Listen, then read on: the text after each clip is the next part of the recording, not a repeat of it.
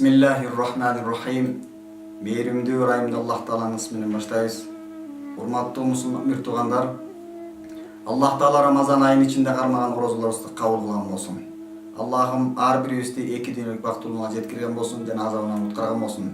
Бүгүн сиздерге Рамазан айынын ичинде кайсы иштерди аткарып Кудай Таалага жакындасак болот? Деги эле Рамазан айында эмес, ар бир айда, ар бир күнү Аллах Тааланын астында кантип даражабызды көтөрөбүз жана кантип биздин каталарыбызды өчүртөбүз. Ошол жөнүндө пайгамбар саллаллаху алейхи ва саллям Абу Хурайра радиаллаху анху риваят кылган хадисте ушундай келет. Пайгамбар саллаллаху алейхи ва саллям айтат: "Ала адуллукум ала ма ямхуллаху бихил хатая ва ярфау бихи даражат." Силерге Аллах Таала каталарыңарды өчүрүп, даражаларды көбөйтө турган, даражаларды көтөрө турган нерсени жөнүндө айтайынбы дейт. Пайгамбарыбызга ар бир сахаба ошондой суроо бергенде "Калу бала я Расулуллах", албетте Аллахтын элчиси дешти.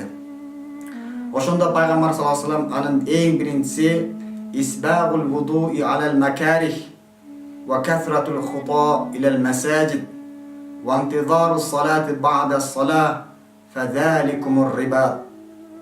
Анын эң алгачкысы кыйынчылык болуп, суук болуп турганда, мүмкүнчүлүк болбой турган учурларда дагы дааратты толук алып намаз окуу. Экинчиси мечиттерге көп кадам кылуу. Мындайча айтканда 5 убакыт намазга каттоо. Албетте 5 убакыт намазды мечиттерге каттоо окуу биздин мазхаб боюнча сүннат муаккада, бекемделген сүннөт деп эсептелет.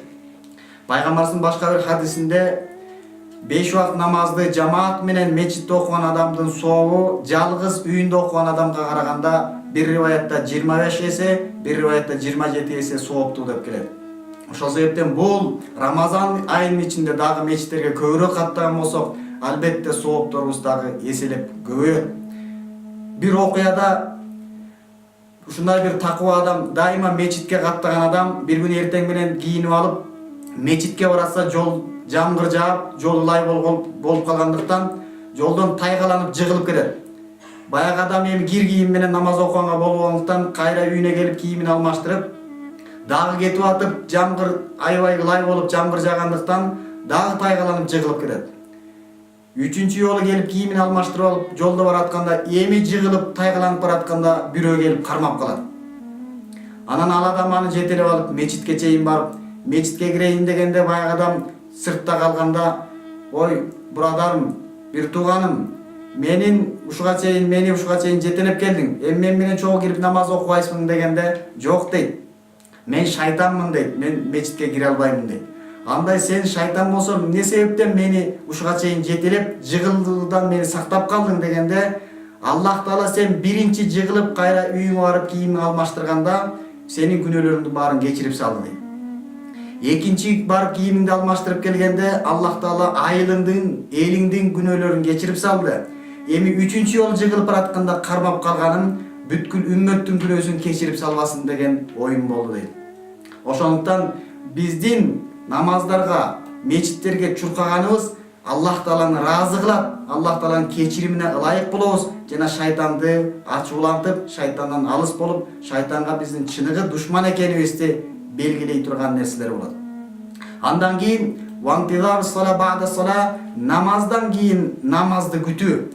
Бул жерде эми намазды окугандан кийин ошол жерде отура берип эмес, балким чын эле Аллах Тааланы зикир кылып, эстеп, Куран окуп, китеп окуп, тасбих айтып, Аллах Тааланы мактоочу сөздөрдү айтып, же кандайдыр бир ортосунда иш кылган болсо дагы намаз убактысы качан келет экен, намаз жакындап калдыбы деп ынтызар болуп, чын жүрөктөн берилип, Аллахым ушу намаз убактысы кирсе мен намаз окусам деп ичинен сүйүп намазды күтүү, мына ошол Аллах Тааланы ыраазы кыла турган, Аллах Тааланын астында даражаны көтөрө турган нерсе.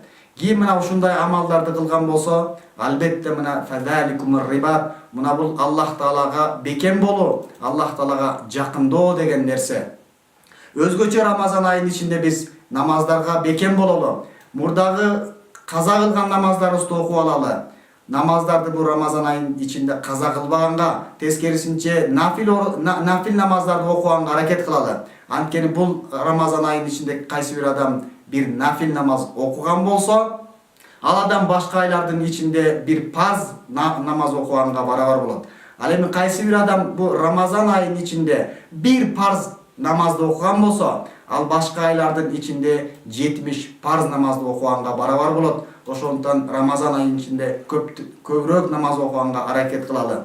Аллахым бизди намазыбызга бекем кылган болсун. Окуган намаздарыбызды Аллахым өзү кабыл кылган болсун. Вассаламу алейкум ва рахматуллахи ва баракатух.